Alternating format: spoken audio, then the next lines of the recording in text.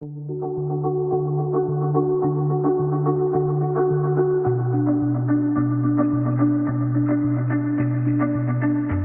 name is Marlene Barlow, and I'm Director of Admissions at Bucks County Community College, where for more than 50 years we've been educating thousands from around the area and beyond. I'm standing in front of our newest building, the Science Center, on our oldest campus at Newtown.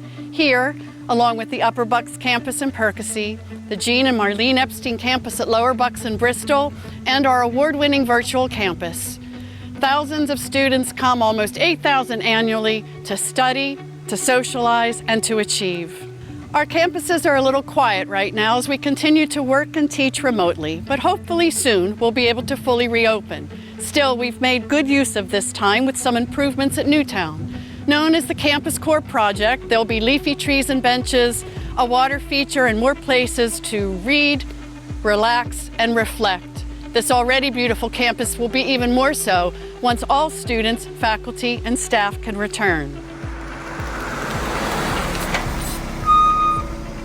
While our faculty are experts in their fields, they're not just talking heads about academic subjects.